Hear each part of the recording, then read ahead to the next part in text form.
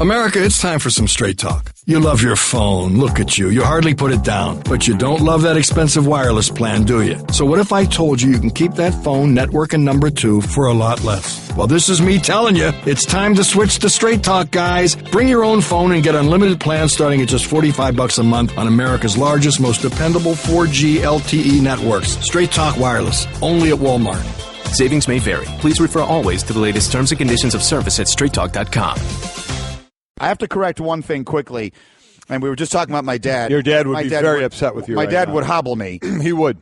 I somehow called Paul Arizin Hank Arizin, which leads me to believe that I confused him with Hank Azaria. Yeah, you did. That's the only thing I can think of why that we name had him on came the show to me. talking about his new Brockmeyer, which is fantastic, by the way. He's a little more relevant now. Yeah, I would say but so. But I grew up hearing about all that. See, I grew up with a sports dad who was one of those, it was much better in my day dads. Right. Yes, you did. So I know everything about Dolph Shays and about Paul Arizin and about Bob Cousy and about Otto Graham and Dante Lavelli and Max Speedy, how much better all of these sports were in the 50s and the 60s, and people today just don't recognize your that. dad, I mean, if he goes to a game and saw a T-shirt gun, he'd turn it on himself. He hated it. He hated it. Yeah. He hated it. He would. My father, when they started playing music during timeout, hated it. He hated it. He was like, Michael, what is this? Yeah. Everything. Look what I do for a living. Yeah. All right. What do people make fun of me the most for is how many sponsor reads I do every single day. My father hated that. Hated it. We would go to a game and he didn't hate the T-shirt gun. He hated that the T-shirt had a sponsorship a logo attached to it. Yeah. He would have been fine with the T-shirt. Yeah. But it was why is everything got to be sold? That's just how he was. He was. God love him. He was a progressive person in some ways, but he was very old school in others. Can I mention another thing about the 30 for 30 that I saw last night that so many people, if you didn't see it, you would be like, wow, that's how they did it in them olden days? Yeah. When the Celtics beat the Rockets in 81 for the title, they won it in Houston. Mm-hmm. On their way back with the trophy, that's another thing I noticed throughout this, the teams walking in an airport. Oh, yeah. They didn't have their private plane flights. So not only did Boston take a commercial flight back to Boston from Houston, they had a layover in Atlanta. You see them on the layover with the trophy sitting in the airport. That's so with great. a layover in Atlanta on their way back to Boston. I cannot wait to watch this thing. It's unreal. I'm going to watch the whole thing on the app today. I had other stuff going on last night. I'm very much looking forward to watching very cool. Well, it was Timmy Legs who said, what was it, in the mid-'80s is when they started basically having their own planes and their own flights. Even later than that. I think it was later than that. He wouldn't have been You're right. playing No. in the 80s. I think it was maybe right around 90, right? Yeah. Would it be the early 90s? Jim Legler wouldn't have been playing in the 80s. No, he wouldn't. I was playing. I got it in the mid-'80s, so that's right. He said the team would be sitting there around the Cinnabon. Unreal, yeah. And you saw it last night. Can you imagine that now? No. Can you imagine walking into what is called Hopkins Airport in Cleveland? Is that Cleveland Hopkins? And seeing LeBron and JR is sitting over there at the Cinnabon. Where is it we always eat in Cleveland? They've got the Brugger's Bagels is sitting in there, and there's that one row of restaurants that are there. There's like a Mexican, I forget what it is, food and whatever they are. There's a bunch of different styles of food. And can you imagine if you're sitting in there and there's LeBron like James and J.R. the players Smith are in there. just picked up a slice of pizza and they're hanging out for their flight. I'll see it now every now and then when you're going with colleges. Because colleges will fly. Some colleges of the ancillary but sports. Not the basketball or football teams. No, I don't mean them. I mean like the volleyball teams and the swim. They'll fly and you'll see them roaming around a food court. Yeah. Did you imagine see KD or LeBron just kind of roaming around a food court?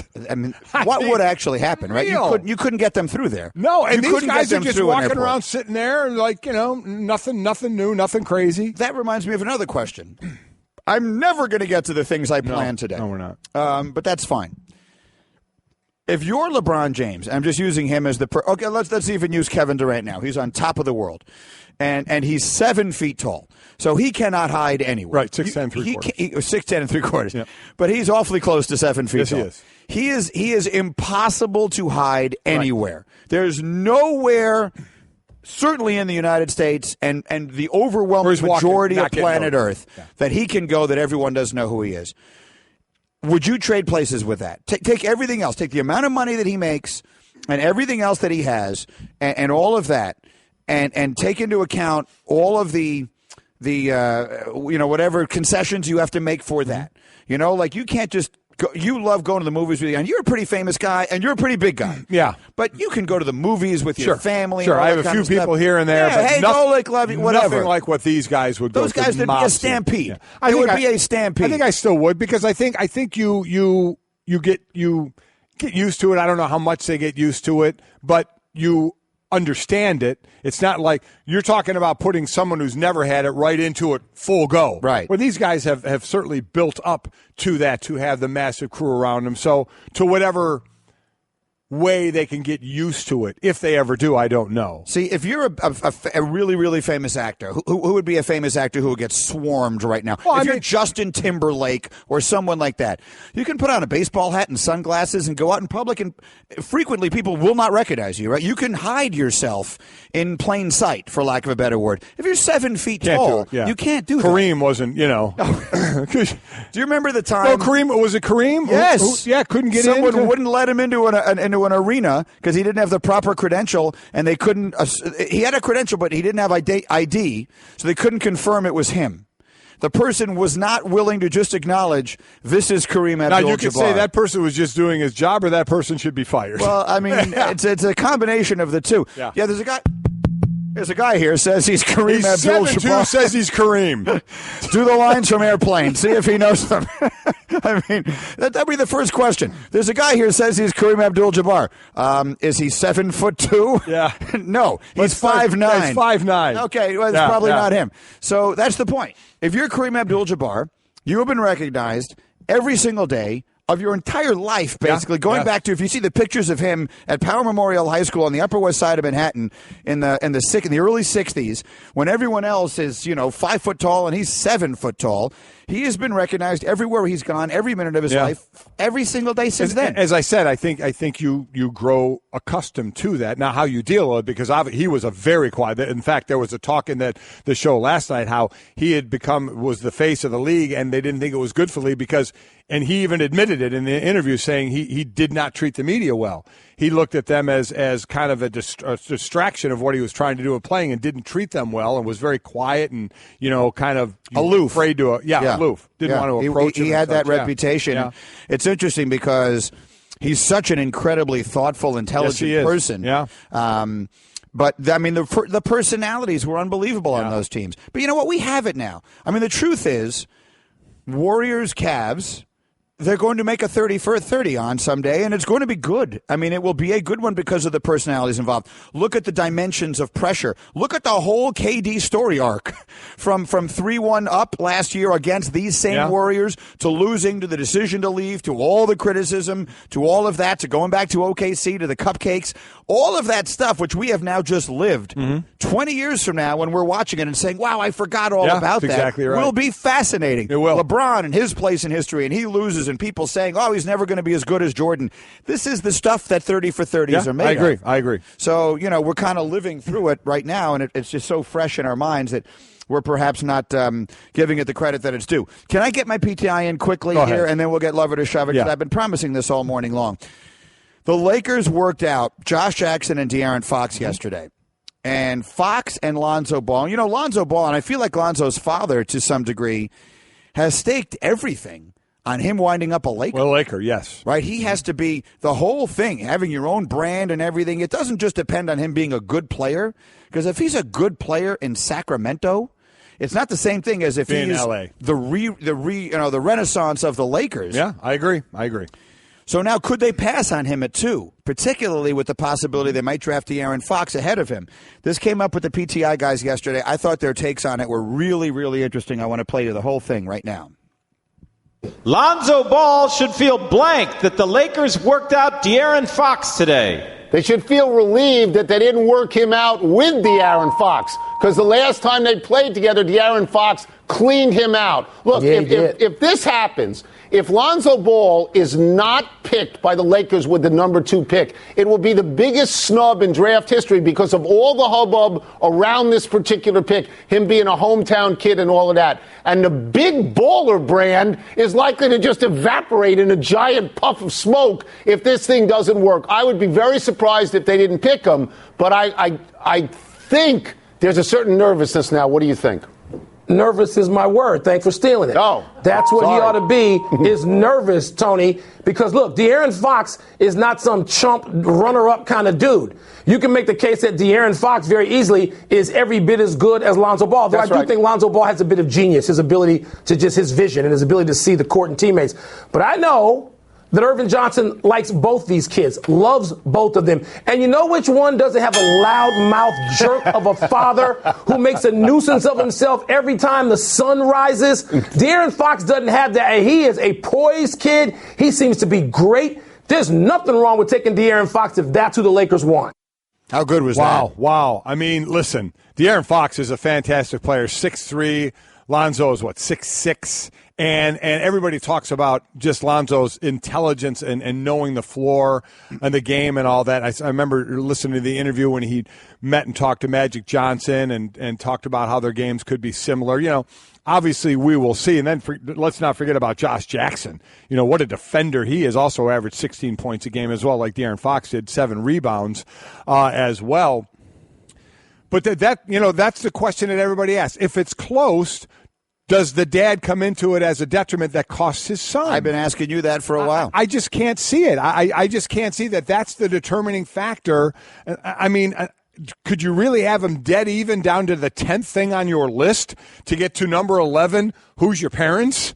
You know, I mean, I would find that hard to believe that it would take that you're going to get to that point to separate it, and it would end up just being on what you think their talent is, size is, value to the team, how they're going to work with everybody else, as opposed to how the helicopter dad's going to fly around, that team. Could certainly be a distraction, I don't think, for the players, but, for the organization. Oh, God, he said what now?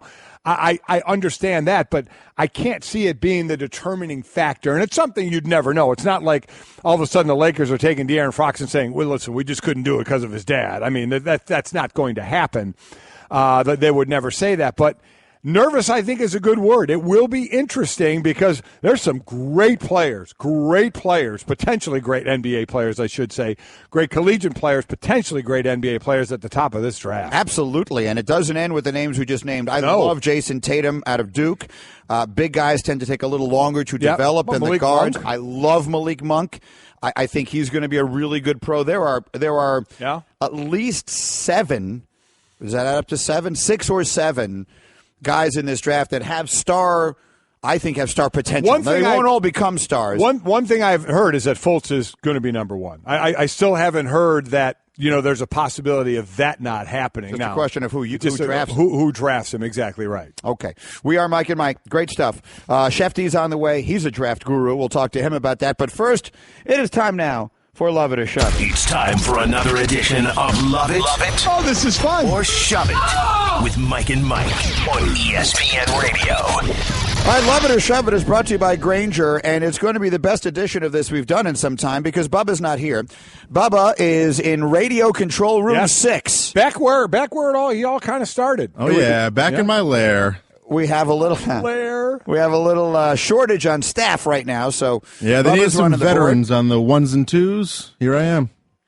Here he is. I don't even know what he's saying. Bubba's ready to go. He's got a bunch of. You wouldn't get it. Whatever. Got a bunch of statements to make, and we'll decide if we love them or shove them. Bubba, good morning, and let's get this thing started. All right, 538 says the Warriors are the best team ever. Love it or shove it? I shove it, and I'm not shoving it because I don't think they could be, but that's a tough one. It's so tough to go back to the, is it the 71 Bucks, the 95-96 Bulls, the 81 Lakers? I mean, I'm not going down that road. So I'm not shoving it and saying that they're not, but I'm not also saying that they are. How about that for a cop-out answer? But I'm shoving it. Here's the argument to be made in favor of it.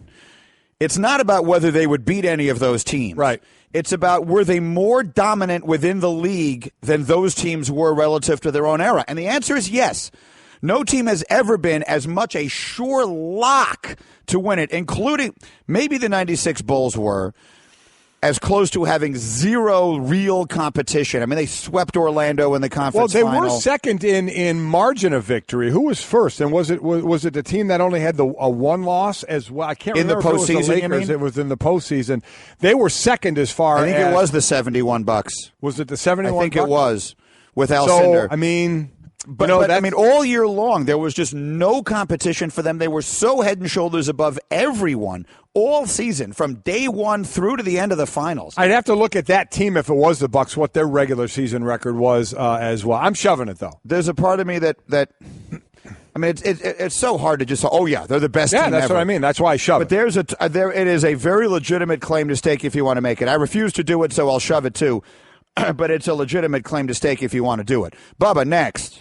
LeBron James will finish his career with 3 NBA championships. Love it or shove it. That would basically mean he doesn't win anymore. Right. He's 3-5 in the finals right now. I'm going to shove that. I think he does get another one. Somehow, some way. I mean, again, the team staying together in Golden State for how long, barring any kind of injury, anything like that. Who knows what can happen?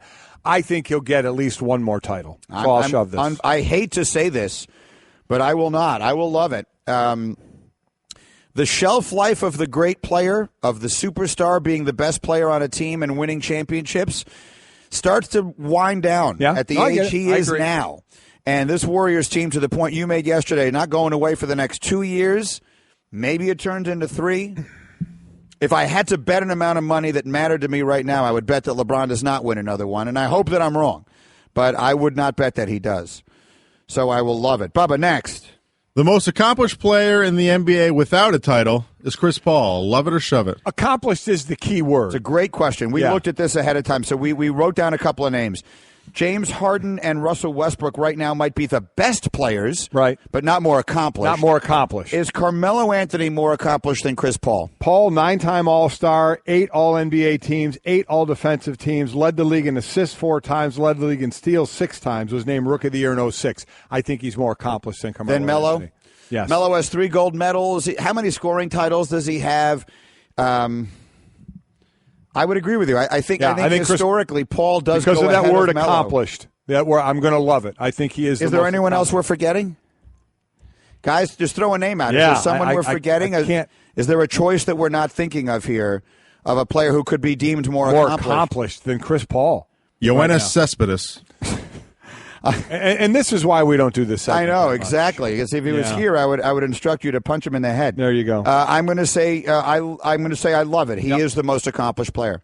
Bubba, next. The Lakers should draft De'Aaron Fox over Lonzo Ball. Love it or shove it? Well, certainly not on the basis of the father. I don't agree with that at all. Now you're talking about play. This guy attacks the rim, but Lonzo, as I said before, you hear so much about his court awareness. And how he leads a team. And quite honestly, I think that's what the Lakers are looking for right now. So you wonder from that side of it, does that make Lonzo Ball a better candidate to go number 2 because he can be that guy that now kind of takes over that offense and takes over that side of the ball. I remember again in the film last night when Pat Riley took over as head coach and he was kind of letting the guys go and then trying to rein him in. At one point, Magic told Pat, "Listen, I got this. I know what you want out there, and I know what the floor looks like. I know what you want me to do." And it seems like Lonzo Ball is of that cut of kind of figuring things out. So overall, that might be the better choice. Yeah. I mean, I'm going to have to say shove it based upon I listened to all of our experts. And the overwhelming consensus, I believe, of our experts is that Ball by an eyelash is the greater prospect. Now, I don't watch all of Lonzo Ball's games or all of De'Aaron Fox's. Right. I probably saw them each play 5 times. I like Fox. I think he's sensationally jumps off the screen. Yes. I like Malik Monk, too. But I have to acknowledge, I don't watch all their games, and our draft analysts do. And I think the consensus of them is that Ball is, by this much, by a hair, the greater prospect. Yeah. All right, one more, Bubba, next. All right, besides Jay Bruce, Aaron Judge is the best draw in baseball right now. Love it or shove it? So you diminish your own question. It's a good question. What's the problem? And you diminish it with your attempt at humor. The question is, Aaron Judge is the best draw in baseball right now. Love it or shove it? Yeah, I just said that. I love it. I think he is. 6'7", 282. I mean, just to watch him when he gets to the plate, forgetting the fact of him running down the balls in right field, though boy, he did airmail one on a throw to home the other day, that's for sure. But watching a guy that big swing that bat and wondering how far the ball will go. Yes, the hype around him is completely justified. But everything is always increased a little because it's the Yankees, right? Because he is the Yankees. I think it's the Yankees, and I think it's because we don't see a guy that big. Right. That guy that big swinging a bat and playing the field. So I would say yes. And Bubba, by the way, I ran into your father at the grocery store, and he told me candidly that you disappoint him. He told me you guys met. You were talking about Ted. I like it. Yeah, we were. Give me quick. Let me quickly say, love it or shove it. Brought to you by Grainger. No matter the job, Grainger's got your back. Grainger for the ones who get it done. Give me 30 seconds on Bubba's father. Oh, very nice. Yeah? That's why I couldn't believe Bubba was his kid. I mean, because you look at Bubba, you look at his dad, you're like, there's no way. I mean, the guy has to live through every day of shame and disappointment that oh, yeah, that's my kid. What am I going to do? That's my kid. But no, I'm just kidding. A very, very nice man. It was very nice to meet him, talk about Ted, talk about Bubba. It was very cool. All right, very good. And Bubba, well done. And good not to see you this morning. Yeah, no, I'll be down at the post show. Don't worry. We have got Schefter coming up next. What gets better than that? Every deck is made for standing on, but there's only one that's always had a way of standing out. So if you're looking to bring more style, comfort, and creativity to your life outdoors, call on the brand that's known for making the most in outdoor living. From decking, railing, and lighting to furniture, fencing, and framing. At Trex, we're engineering what's next in outdoor living. To learn more about all of the outdoor solutions Trex has to offer, call 1-800-289-TREX or visit Trex.com. That's TREX.com. Hey everyone, Mike Golic here. Support for Mike and Mike podcast comes from our friends at Rocket Mortgage by Quicken Loans. Chances are you're confident when it comes to your work, your hobbies, your life. Rocket Mortgage gives you that same level of confidence when it comes to buying a home or refinancing your existing home loan. With Rocket Mortgage, you can apply simply and understand fully so you can mortgage confidently. To get started, go to rocketmortgage.com/Mikes. Equal housing lender, licensed in all 50 states, NMLSconsumeraccess.org number 3030. Always a delight to welcome our NFL insider extraordinaire, Adam Schefter, to our studio, who, despite the fact that this is not the busiest time on the football calendar, had to put his phone down to respond to my question. Good morning, Schefter. Good morning, gentlemen. How are we? Doing well. I enjoyed your tweet at me this morning. Schefter tweeted you're a Knick fan. Well, listen, a fan. I like to see him do well. I live in New York. It'd be fun to have a competitive basketball team in the area, which they have not been. Yeah, good luck. For a very long time. And I made the comment this morning that the NBA draft this year is 6 or 7 stars deep, and Schefter tweeted at me immediately. Yeah, go figures. The Knicks have the 8th spot, right? It just goes figure. That's exactly what I was thinking as you're saying this. You're like 5, 6, 7 deep, 5, 6, 7 players climbing up the charts. 5, 6, 7, 8, the Knicks. There we go. That's funny. So I saw the tweet. So I think this is the right list, Mike. I think it's 6. I think Markelle Fultz, De'Aaron Fox, Malik Monk, Lonzo Ball, Jason Tatum, Josh Jackson. Yeah. Is that right? Is that the list? Is there someone I'm leaving out of guys who are considered to be on that upper tier echelon? Because in every draft, there are always certain tiers of players. Yes. So in this draft, based on that, if that is accurate, that would be a 6-tier player draft before it falls off, which, again, goes right to where the Knicks are. It may be 5. I'm not 100% sure that Monk is considered to be a prospect with those other guys. Again, I'm deferring. This is not based on what I've seen. We'll certainly get into a lot more of that next week. But, I'm deferring. So who does that leave the Knicks with at 8, conceivably? Like, who is a realistic target? Any idea? Christian Hackenberg. I think they're going to take. They're going to take Hackenberg. What is going on with this, by the way, Schefter? Why does Hackenberg continue to throw passes to reporters in practice? I'm away. I'm trying to shoot a game show in L.A. and I've got people sending me notes that Christian Hackenberg is completing passes to Kimberly Martin and the other people covering the Jets out Manish there. Mehta. Yeah, Manish Mehta is catching passes out there. We're going to sign these guys to what the heck is going on? Well, they got rid of Brandon Marshall. They got rid of Eric Decker. So they need some receivers. So they're testing out the reporters to see if they would fit in there with Christian Hackenberg's passes. This is insane. Yeah, listen, it's a tough one. It's a process. There have been a lot of mixed things said about process. I was going to say, Greeny, trust the process. Yeah. But I don't think you do anymore, do you? At what point in the process is throwing to reporters? Like, what part of the – I've never heard that as part of the process. Will we ever hear in a post-practice from Todd Bowles, well, it was a good day. He didn't hit any of reporters. None of the reporters caught passes today. Yeah. It's just crazy to me. I don't know. Whatever. All right, why don't we move on to a if they quarterback. sign Gary Myers to a 10-day contract, we're going to have a real problem. Let's move on to a quarterback who's been established in this league, and that would be Andrew Luck. Had labrum surgery in January and still hasn't thrown a a pass and now may miss the beginning of camp. I have my thoughts on this. I haven't given yet about. I heard you say that this morning. You teased it, and as someone, you've had that surgery. Oh, I've had 7 surgeries. So you give me the Golic prognosis on Andrew Luck and his surgery right now. All right. A labrum tear. Understand what a labrum is like? A circle of I can't even help you. I don't know. Yeah, cartilage, tissue, muscle around your like shoulder, like socket. A circle around the shoulder. Muscle fibers, and we're just guessing. Yeah, no, I'm with you. I'll find it. I whatever it is, but go ahead. There's a little circle around your shoulder, and it tears and it peels back. It's just a matter of how much it peels back. You don't know. It's like the grade, of how bad it is. This was supposed to be like a 6 to 9 month process. We're in month 5 of him not throwing. To me, it's not an issue. Here's my thought: why throw? There's no need to right now until you're completely ready to throw. It's just June now. You have that's plenty fair. of time. And that's fair, and I buy that. But I would also say this to you.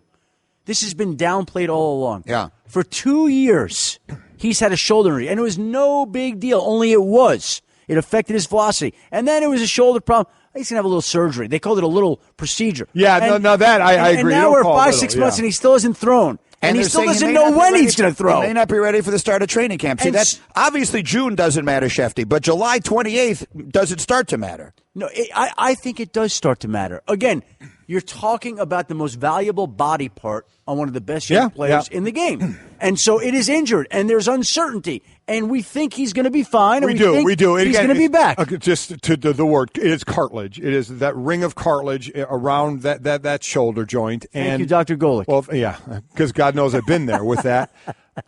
What I don't know is the severity of it. How much was it torn and what had to be prepared or repaired? I'm not looking at this as you want to be so sure about this guy. This is a shoulder that needed pain-killing shots for a while, obviously rest, and eventually was going to lead to surgery. It just was going to. So they do the surgery. I personally, I'm not as big a oh my God as. When he got the surgery, Schefty, didn't we hear 6 to 9 months? Yeah. Well, 6 to 9 months, 9 months would have said when he had it would take you all the way to September. Obviously, before that is into training camp. So when I hear 5 months, I think it was he had the surgery, and we expect him to be ready for camp. I have to go back and look. Yeah. I just think the fact that there's still questions. Mm-hmm. Okay, it's not alarms right now, but it's curiosity. Like, that's interesting that this great young quarterback is still not right to throw. Here's what I don't know. Has he tried to throw No. Well, see, okay.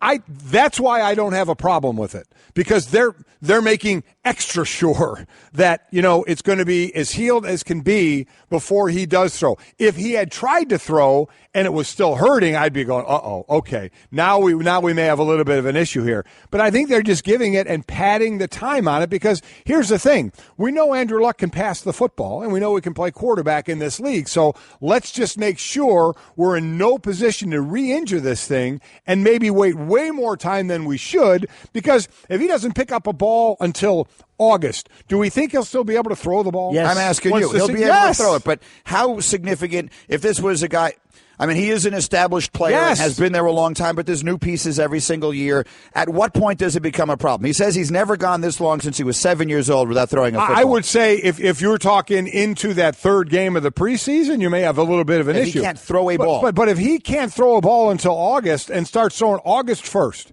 he starts throwing a football, I'm fine. Okay, so that's the over-under date on when this starts to become a real problem. I'll say August 1st. Is August 1st. That's what you buy that, I think it's Schefty? already on the radar right now. I agree with you that people have it on the radar. This is just me personally, that I think they're just giving it extra time. He hasn't even tried to throw. Now, again, that doesn't mean he hasn't gone through banned throwing motions, and is it still sore doing that and all that? And by the way, even if they hold him out of the first preseason game, I'm still not overly alarmed. If he starts missing beyond that, I agree. I say, okay, what's going on here now? That's why But I remember last year, he was on. I go back to last year. A GM called me the week of the opening game, and he said the most interesting thing that I've seen this week is that Andrew Luck was on the injury report on Wednesday, After all the teams had 5 days off, everyone went through final cuts after the final preseason game. He got added to the injury report the week before the opener. And I even remember Matthew Hasselbeck, who played with Andrew Luck in Indianapolis the year before.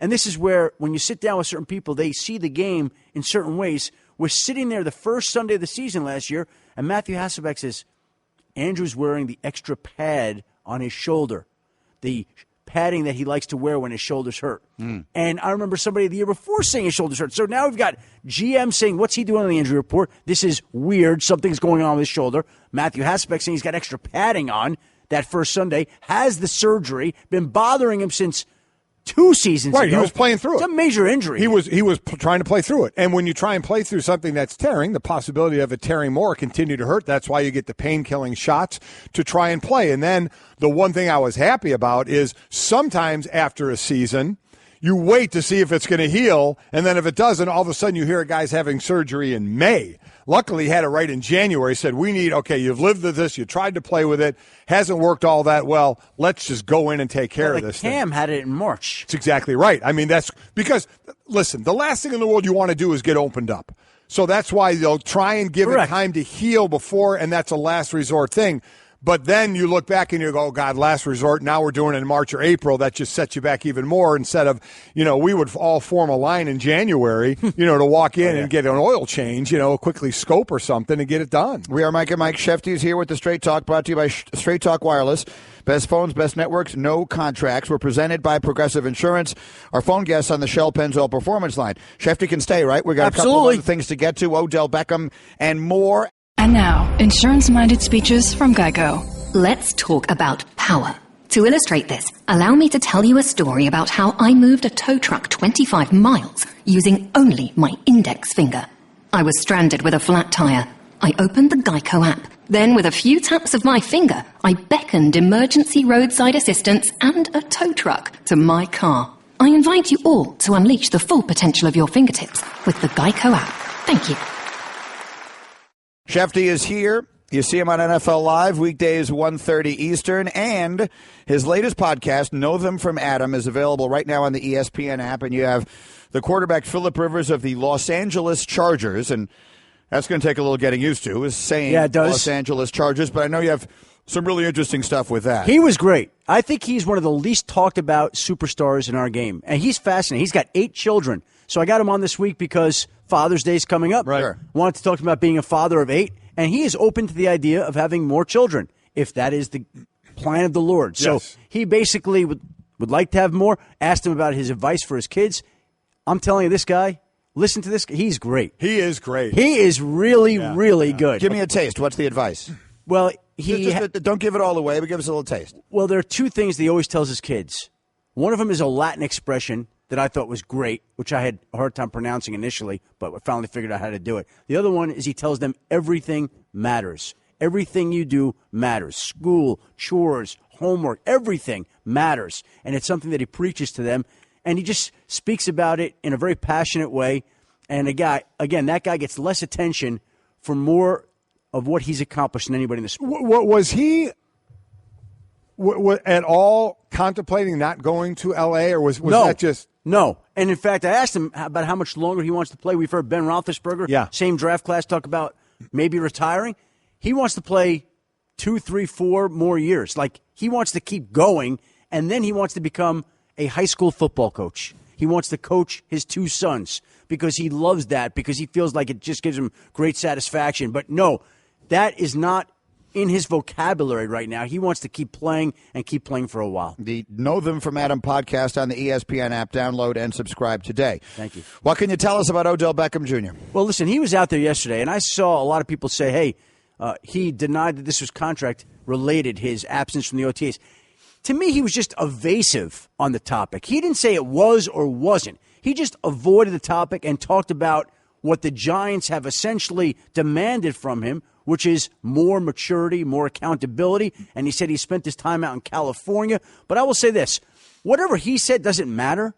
Go talk to people around the league, like the players, and don't think that they don't notice what's going on with his contract situation. If we go back to this current CBA, since 2011, there have been 14 players who have gotten an extension drafted in the first round, heading into year 4. 14. Only one wide receiver. There you go. Okay. Tavon Austin. Right. So every wide receiver picked in the first round has not gotten an extension. Nobody has accomplished what he has. Right. So now, as we were talking before, Golic, here's the choice. The Giants can and should come to him with some type of extension. Agreed. It's not going to be, I don't think, top of the line because they have his rights for at least 2, maybe 3, maybe 4 more years with 2 franchise tags. Right. So they don't have to do that. But again, he's produced at a different level than anybody else. You can make the argument he's the second most popular player in the game. I'm not arguing on his behalf. I'm not his agent. I'm just looking at this objectively. Okay, he is eligible for an extension for the very first time. And it's in both sides' interest, his and the Giants, to sit down to see if they can figure out something that makes sense for both sides. If not, he plays it out. The price is going to go up on him. Completely agree. The Giants have, correct me if I'm wrong, 3 choices. Do nothing, give him a monster deal, or give him that Antonio Brown kind of, we'll appease you for a little bit deal before you get your big And one. he has a choice. He could take that deal or not take it and gamble and play it out. Exactly right. Odell, by the way, the only player in NFL history with at least 80 catches and 1,000 receiving yards in each of his first 3 seasons. Adam Schefter is with us. I saw a story yesterday where Jim Harbaugh repeated again his belief that Colin Kaepernick can be a championship quarterback in the NFL. He remains right now, again, a man without a team. That talk kind of quiets for the moment because there's really not much going on, but it'll get a lot louder as we start training camp and all of that. Is there anything on that? Is there any movement? No, but you know what's also interesting? Because I had somebody else point this out to me last week. They said for all this talk there is about Colin Kaepernick and why he has or hasn't gotten a job, and some people around football do believe, whether you agree with it or not, that it's football related, not politically related. I think it'd be nice to think that doesn't factor into the decision in some way. But they're like, hey, there's another 27-year-old quarterback who also hasn't gotten a look, who also hasn't gotten a sniff right now, that nobody else is talking about, RG3. Still sitting on the street. 27 years old. Kaepernick's 29. Nobody's been calling RG3, apparently. He hasn't had very many workouts or visits or phone calls to get a deal done with another team. So it's not just Kaepernick. There's other people that you also wonder if and when they're going to get work from some NFL team. Absent, Mike, the social issues that surround Kaepernick, is there any question that 9 out of 10 teams, 10 out of 10 teams would choose Kaepernick over RG3 at this point, based on what we've seen? Absolutely, yes. Yes, there's no question. I mean, there's you no agree. question. Right, me too. I would take Kaepernick. So that's, I get it. I get that RG3 is another option that's out there. He's had multiple chances to show what he could do. Multiple first injuries. and foremost, he can't stay healthy. Can't stay healthy at all. No, he cannot. So it seems for Cap, at least anyway, we're looking at injury somewhere. Then is that how we don't think he's going to have a job before training camp? Well, listen, June 14th, mandatory minicamps are wrapping up this week. NFL teams are going on vacation at the end of this week. So unless somebody unexpectedly rushes to get a deal done this week, and I don't know why that would happen. Yes, it waits till the summer. It waits to training camp, and maybe the light goes on for some GM or some member of a front office that says, you know what, it'd be a good idea to have Colin Kaepernick in here. But otherwise, I think it does require teams going to camp, and it does necessitate a team unfortunately suffering an injury at the quarterback position to where it is shorthanded, needs a player, and I would think Colin Kaepernick would be at or near the top of everybody's list in the event of an emergency at the quarterback position. Quickly, I got 15 seconds. You're a basketball reporter sometimes, too, and you love the sport. Do they have a competitive balance problem in the league, or do you love the super teams? I think that you don't like it. I know you don't, Greeny, but I think it has everybody's attention. Probably true. It definitely does. Yeah. I mean, ratings bear that out. That's exactly what I lose every for. argument. There is no metric. There is no measurable piece of data in which I win this argument. Highest rated finals game on ABC. And there's nobody happier than me when I hear you say you lose every argument. I'm wrong. Shefty's great. Thank you so much. Thank you, guys. Back in you both. No, Shefty is just. Am I great too? No, but you're not leaving. He's leaving. You guys are great. See you guys.